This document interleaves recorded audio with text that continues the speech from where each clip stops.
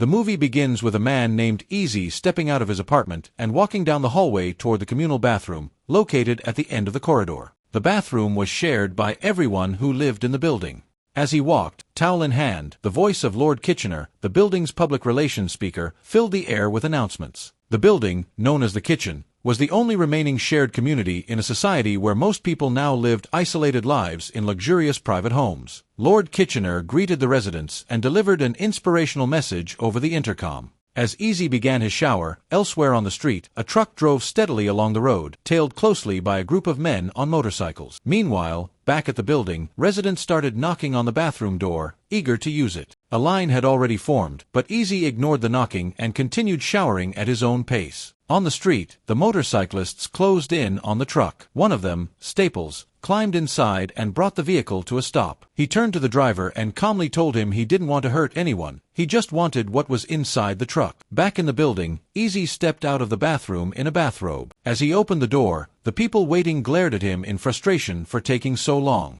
Unbothered, Easy returned to his apartment and began brushing his teeth. As he scrolled through his messages, he opened one that said, "Your Buena Vida single-occupancy flat is ready." After some time, the men on the motorcycles returned to the kitchen. As members of the community, they brought back stolen goods and immediately began distributing them among the residents. People rushed in to grab whatever they could. Meanwhile, Easy headed to Life After Life, the funeral service where he worked. Unlike traditional funerals, this service turned the deceased into trees, offering an environmentally conscious alternative. Easy worked there as an agent, promoting this unique method to grieving families. That day, he met with an older couple, trying to convince them to use the service. The man was skeptical and clearly resistant to the idea. Easy asked to speak with him alone, and after the woman stepped away, he began sharing a personal story, claiming his father's death had been traumatic, that he struggled to process the grief, and that arranging a traditional funeral had been emotionally and financially overwhelming. He explained how Life After Life offered a more sustainable and less burdensome choice. Eventually, the older man began to reconsider and grew more receptive to the idea.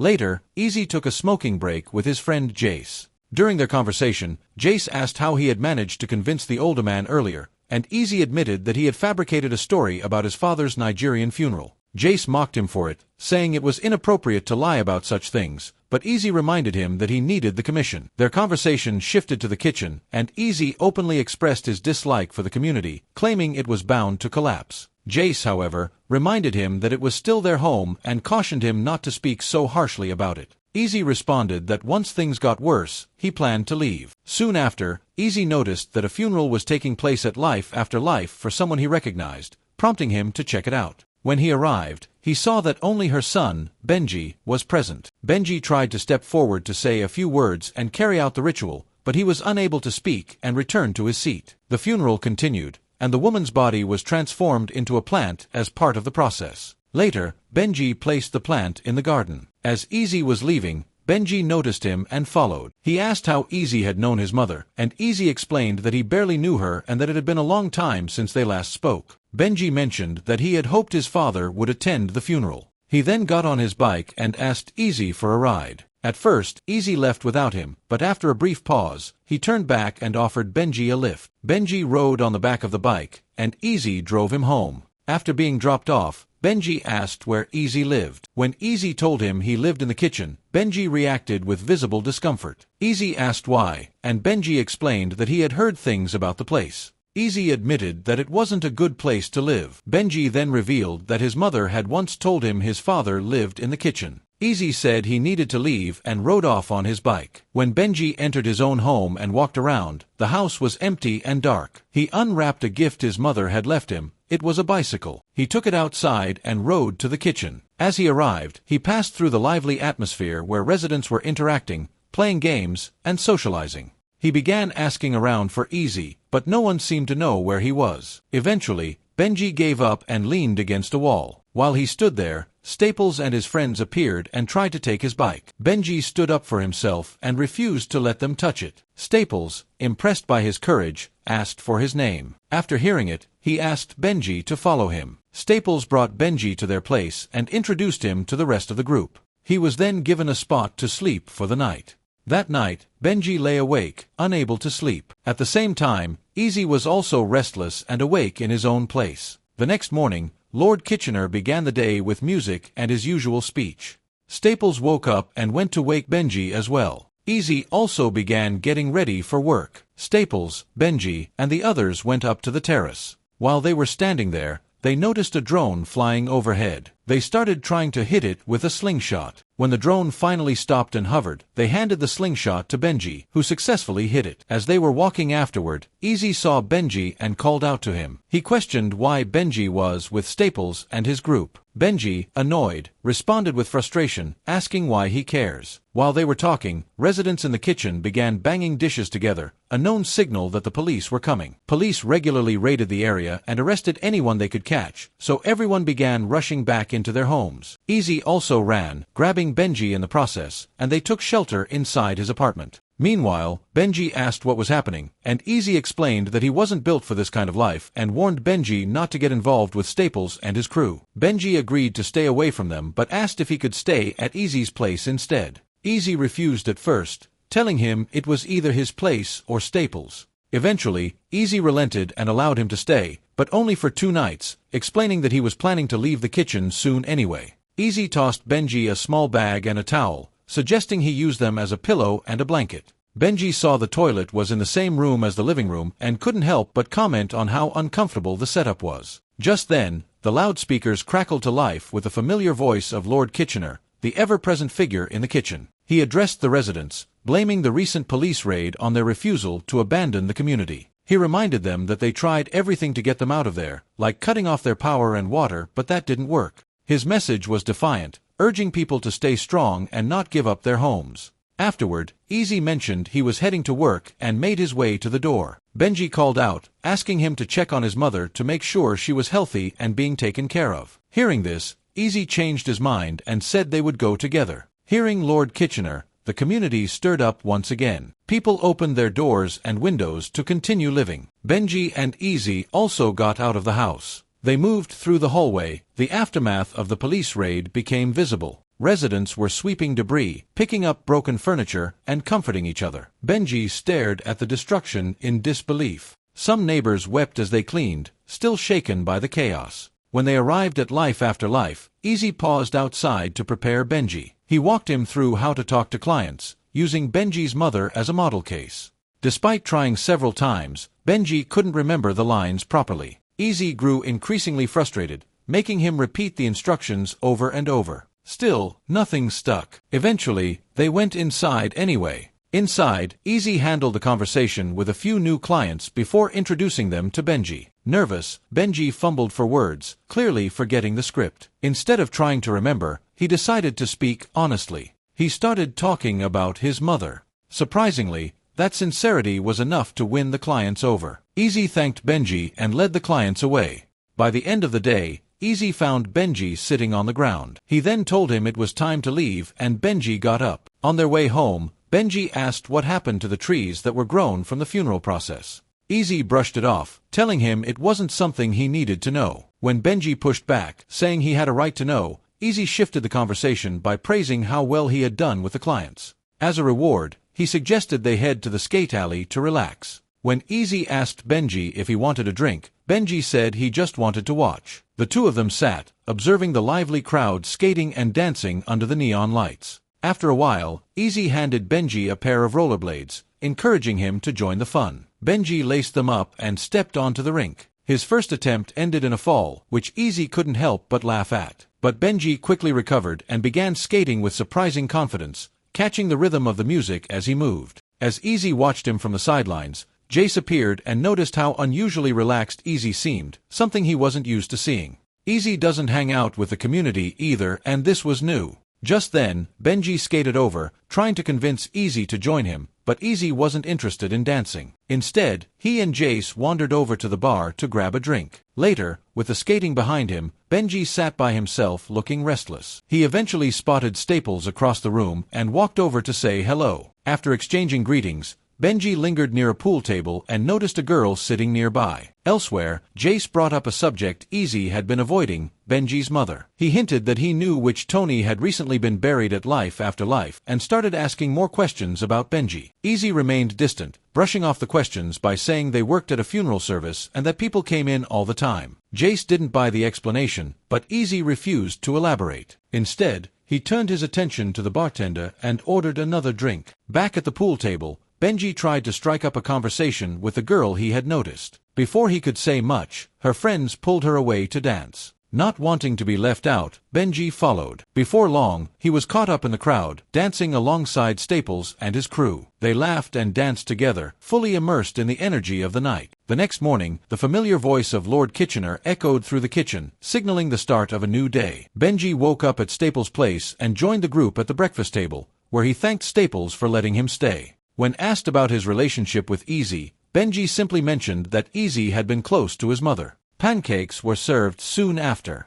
Later, Staples took Benji outside and explained the deeper struggle facing their community. He revealed that the government had been cutting off basic resources, hoping to pressure everyone into abandoning the kitchen so they could reclaim the land. Staples shared that the gang had decided not to back down and invited Benji to be part of their resistance. Benji didn't hesitate, he agreed. With that, they hopped on their bikes and rode off into the city together. Easy woke up in a place he didn't recognize, only to see a young girl staring curiously at him. She turned out to be Jace's daughter. As they exchanged glances, Jace entered the room and casually introduced Easy as a familiar friend. The girl handed him a bowl of cereal, and while he ate, Easy admitted he had no idea Jace even had a child. Jace simply reminded him that he never took the time to ask. Elsewhere, Benji was spending time with Ruby, the girl he'd noticed the night before. Just as their moment was growing more intimate, Easy unexpectedly appeared, cutting things short. Ruby left quietly, and Benji, clearly irritated, muttered under his breath. Later, Benji and Easy dropped off a bike at Staples' place before heading to a nearby diner. Benji stayed mostly quiet, and when Easy asked him what was bothering him, he brushed it off. Sensing the distance, Easy tried to lighten the mood by suggesting they could always get the bike back if he changed his mind.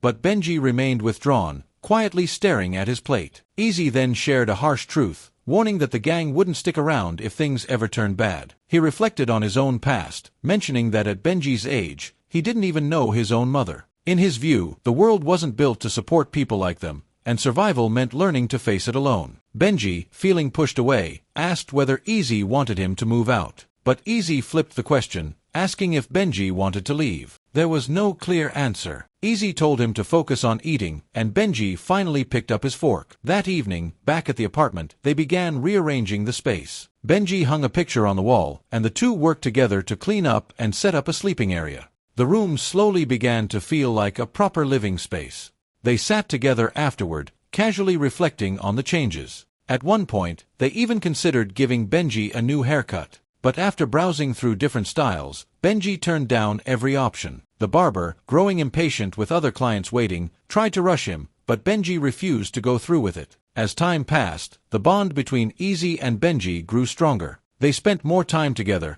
and Benji continued to hang around with the gang and see Ruby. One evening, just as he and Ruby were about to kiss again, fireworks suddenly exploded in the sky, cutting their moment short once more. Gradually, Easy's apartment transformed into something more than a place to stay. It became home. In one quiet scene, they stood side by side brushing their teeth, trading jokes and nudging each other with the ease of people who had grown used to sharing a life. The next day, Easy headed out to complete the final steps of buying his new apartment. He intended to upgrade it from a single occupancy unit to one that could house 2 people. When the system prompted him for confirmation, he paused. The building's AI repeated the question, reminding him that switching would cancel his previous single occupancy request. The decision suddenly felt heavier, and Easy stood there, unable to respond. At Life After Life, Benji sat quietly beside the small tree that had grown from his mother's remains. Speaking softly, he tried to feel close to her, sharing that he was now staying with Easy. Later, he sat next to Easy and admitted how much he missed her. But Easy, distracted by work, told him to wait outside. Without another word,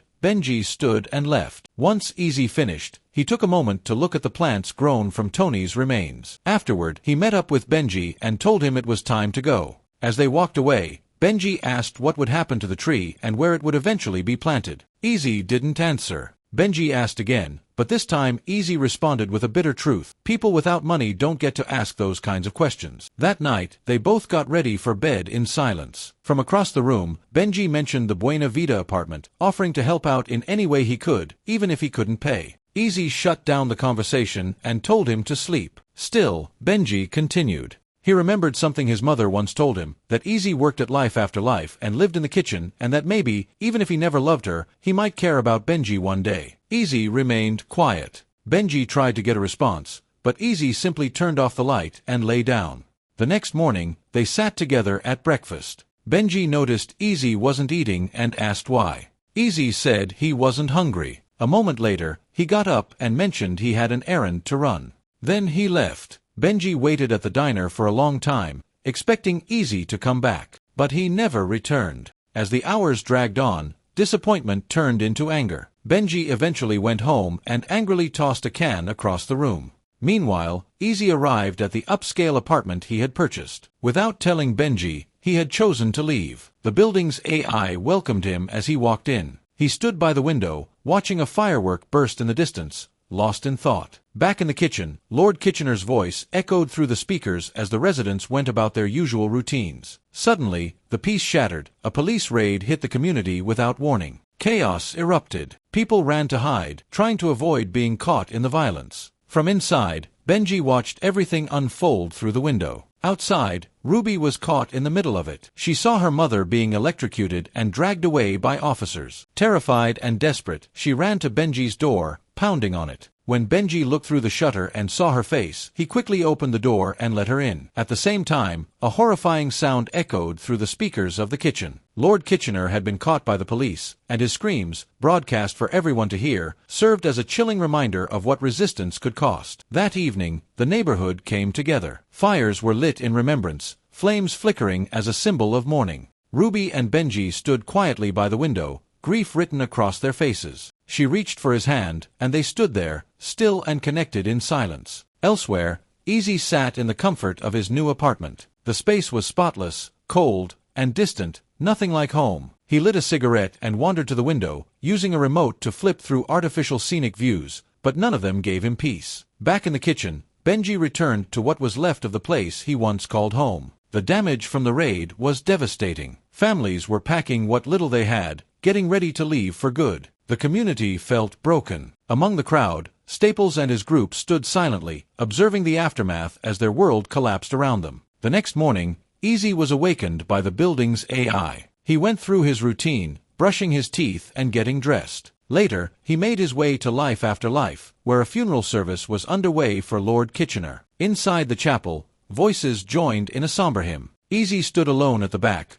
offering a quiet moment of respect before leaving. Meanwhile, back in the kitchen, emotions had shifted from sorrow to anger. Benji joined Staples and the gang as they prepared to retaliate. The weight of what they had lost was too much to bear. Staples made it clear what had been done to them would be returned in kind. Mounted on their bikes, they listened as Staples laid out the plan. This wasn't just payback, it was war. Engines roared, and the gang rode off into the night with destruction in their path. Their first target was a wealthy district. Windows shattered, doors were kicked down, and homes were looted in minutes. They moved quickly, disappearing before security could respond. But they didn't stop there. At the next location, anyone who resisted was beaten, properties were ransacked, and families were left shaken. At one point, the group stormed into a family's house. Staples ordered everyone to stay quiet. Paralyzed by fear, the family obeyed, sitting helplessly as their home was torn apart around them. In the middle of the chaos, Benji began to falter. A wave of doubt washed over him,